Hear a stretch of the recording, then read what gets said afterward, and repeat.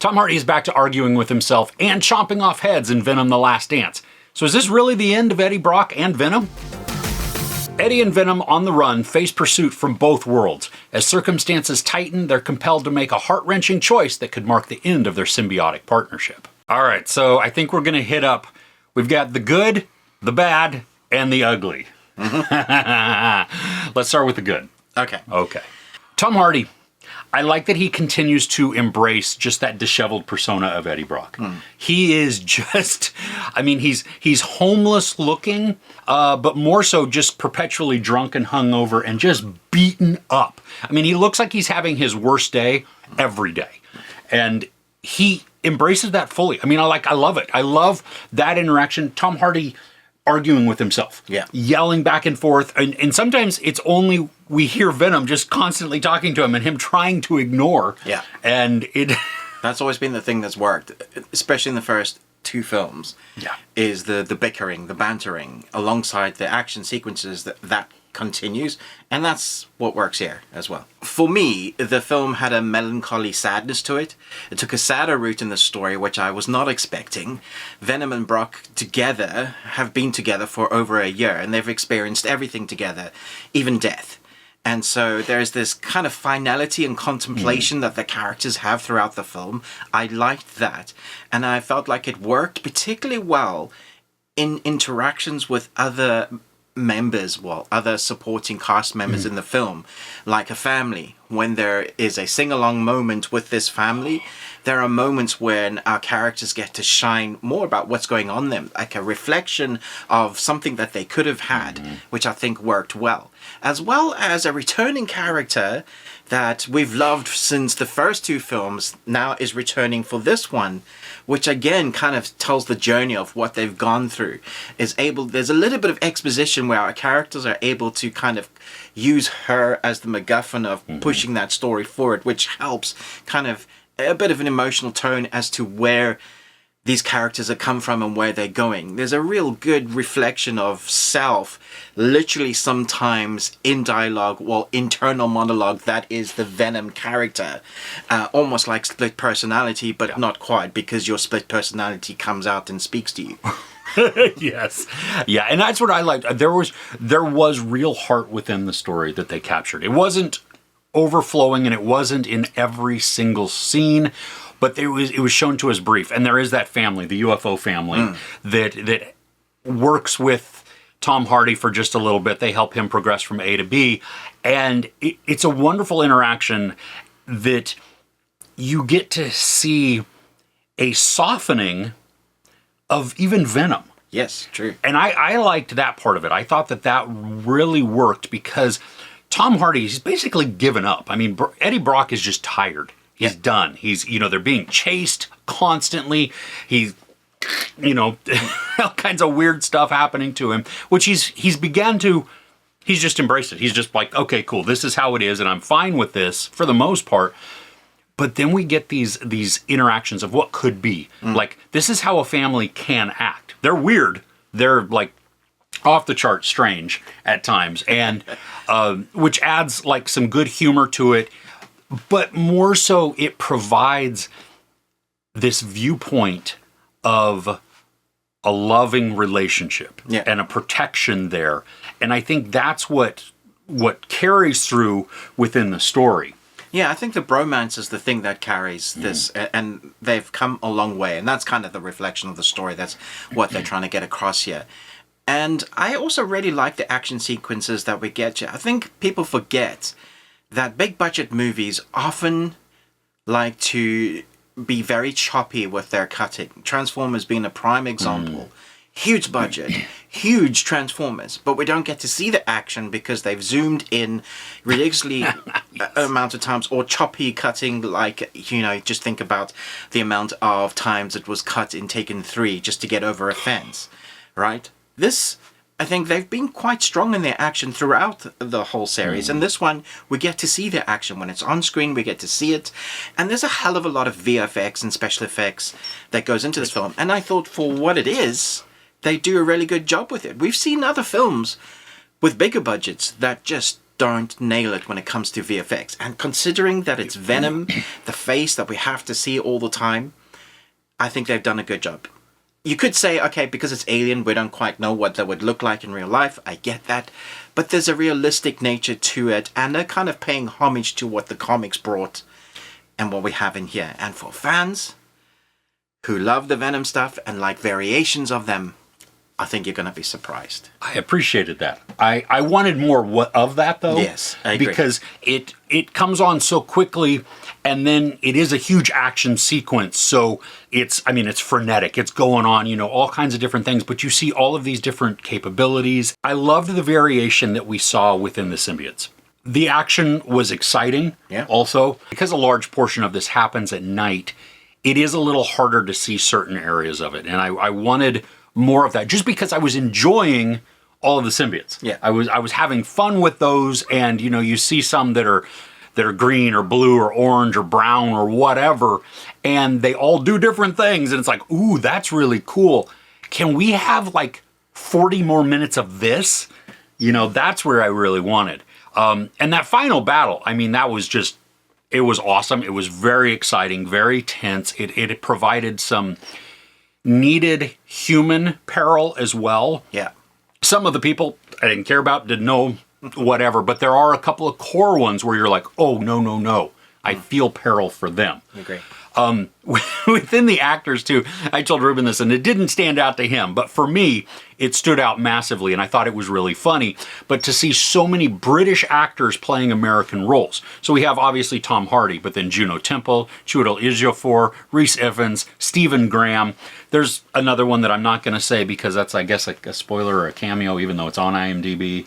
But I'm not sure he's actually British. I think he's more Kiwi or something like that. But anyway. None of those are bad things. No, these aren't bad things at all. I liked seeing him. It's not that. It made me chuckle to myself because I'm watching all of these British actors put on the American accents, which they do it better than most Americans put on British accents. So there is that. Yeah, I didn't notice at all. So funny. Okay, so let's talk about the bad. Well, one more thing before we go. Oh, there's some good? Yes, there's another good one. There is a moment, and we saw it in the trailer, where Venom takes over other beings. Yes. This was awesome. It was hilarious. It provided some slapstick, some good action. They were very unique. The biggest thing is, I wanted more of that. I agree. Because it was cool what we got to see and what could be. And then the post-credits, or not the post-credits, as the credits roll, we get all of these visuals of what could be. And it's like, dang it, look at all the options that you could have shown us, but you didn't. Also, there are some creatures. I don't know what they were called in this, but they're monster size. When we first see them, there's zero context of scale. They're very almost cylindrical-like, but with tentacles. Almost Pandora-like, if you want to see those dogs with many arms. The way they destroy things. So good. Very, very, very cool. Yes. All right, okay. So the bad. The bad. I'll say my bad, because I know you've got quite a bit of bad. Okay. So the movie could have been longer. In fact, I would say it needed to be longer. Yes. We needed more scenes to link to other scenes. I know this sounds stupid, but we are just jumping from scene to scene. It's kind of stitched together. There is no flow to this movie. Time passes strangely as well, and you kind of have to forgive things to let things just slide, in a sense. And that's probably the major issue with this movie. If you start pulling this movie at its outer core, like an onion, then all those threads are going to come loose, and you're going to have multiple facets where you just go, oh, you see a plot issue here, a plot timing device here, or a character is able to get from A to B that makes no sense. So once you start doing that, it just kind of falls apart. So don't do that. And I would say that I can't remember characters' names.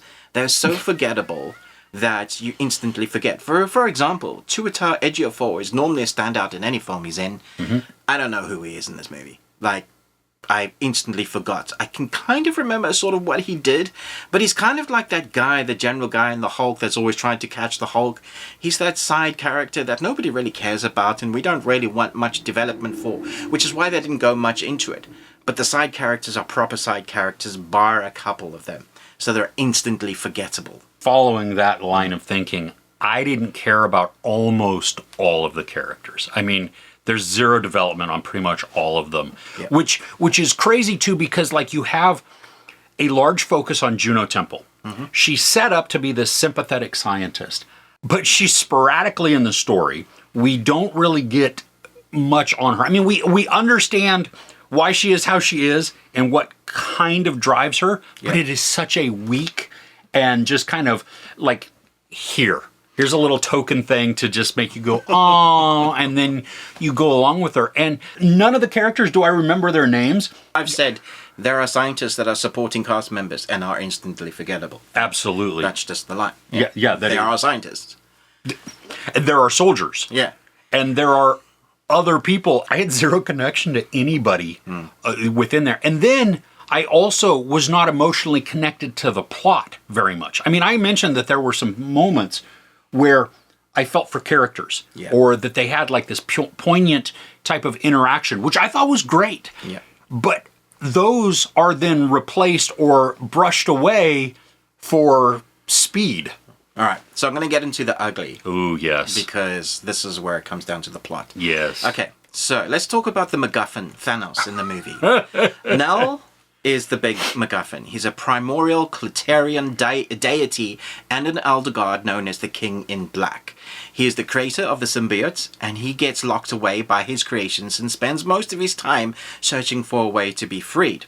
After one of his symbiotes, Venom, became a fugitive and he sent the xenophages to find them and capture Venom so that he can get out. So this is all the Thanos setup. This is basically what Marvel did for the first 10 movies of Thanos sitting down until we get the Avengers movie, right? And he gets off his, not even in Avengers, it's later on until we get Endgame and those two parts. So it's like 18 films in the making and finally get to that culmination. What they've done here is they've gone, here's a new big bad Thanos, which you know nothing about, who's only now beginning to start an arc at the end of the trilogy of Venom, which makes no sense. They should have been adding this one from the first two parts and still then set up more to come, because I believe this is their starting of more Venom movies, not the Venom character, but the wider story. So it's going to connect into Madam Web, which is never going to get a sequel. Nope, Kraven the Hunter. Which Spider-Man, which we've not had any crossover yet with those. So it actually doesn't make any sense that they've started setting this up, because there's no real hard proof that this is going to come to fruition. Which means they've given us a big bad MacGuffin starter point, which we'll never have. Yeah, we get a voiceover exposition dump at the very beginning of the film, which your relaying of who Null is gave me more context than that did. I understood from the exposition dump at the beginning of the movie that Null is he's a bad guy. He created the symbiotes. Yeah. Why? I don't know. Why did they lock him up? I don't know. What made them decide that that was the good thing to do? I don't know. And then he sends his things off to go find them. And he's down, face down the entire time. We never get to see him until it's way too late. I don't know what they were trying with this, but we could have almost not had him in the entire movie and just had someone sending these creatures, and that still would have worked better. Well, yeah, because as somebody who has not read the comics or anything like that, Null mean absolutely nothing to me. Yeah. I mean, there was zero connection at that at all. And so there's not even a bit of development on why this character is devastating or a threat or anything like that. It just wasn't there. So that's a biggie when it comes to like the whole impetus for beginning this chase story, because really a lot of it is just a pursuit movie. Yeah. You know, but the other things for me, the story itself is just jumbled. It jumps, like you talked about it, I think, in your bad. This was the ugly for me, that it jumps all over the place, that we are just getting like tiny little snippets of story elements and then throwing us over to another place. There are even some things that, as I was watching, we have set up lore about these beasts that are chasing after Venom. There's information about them that allows them to do so. Yeah. That is then forgotten at one point, which then changes the whole, like, allows so many other things to happen because they were just like, well, we're not going to pay attention to this rule that we have set up anymore. We're just going to go. So I just didn't like that. And I didn't like that we are, like, with that, we're catapulted through so much of the story. You know what I mean? We're just like boom, boom, boom. So we never get to really, at least for me, I never really got to engage with our characters, save for a couple of moments. There are those, like we talked about, in the van with the UFO people, you know, a couple of little times when Tom Hardy and Venom are doing a couple of things together. Yeah. Okay, I appreciate that. I wanted a lot more of that because we've been watching this entire progression of character building of them two. And if this is going to be the last dance, then I want so much more with them in this dysfunctional buddy road trip movie. Yeah, I can see that. My final thoughts are, as a fan of Venom in any format, what we get to see in this movie of Venom is awesomeness. From the variations of Venom and who and what he takes over is awesome. The end credits, scrolling credits are awesome. Those are things that I loved seeing the variations of. The frenetic action displayed, from the viciousness of Venom to the fun that he has with those killings are always good, and we get more of that in here. I thought the score was understated but good. I thought the soundtrack was excellent. I thought the CGI was remarkable considering how much there is of it. However, the film has plot holes, pacing issues, and a MacGuffin bad guy that would give the Green Lantern, the big bad ooze, a run for its money. So overall, Venom: The Last Dance is a jumbled mess of rushed storytelling that chooses speed as distraction over world building and character investment. Tom Hardy's still great in the lead, and the story provides two poignant moments of heart, creating endearing interactions. Unfortunately, though, these brief instances don't redeem the hasty progression and thin character development. This isn't a great way to end the series, and even when it hasn't been great, it has been entertaining. But this one skimps on both entertainment and enjoyment. There's no sex or nudity, some profanity, and a ton of violence. I give Venom: The Last Dance 2 out of 5 couches. So which of the trilogy is your favorite? Let me know in the comments below. If you enjoyed this review, please give it a like. Also, don't forget to share and subscribe. I'm Chris. This is Ruben from the Ruby Tuesday. Thanks for couching with us.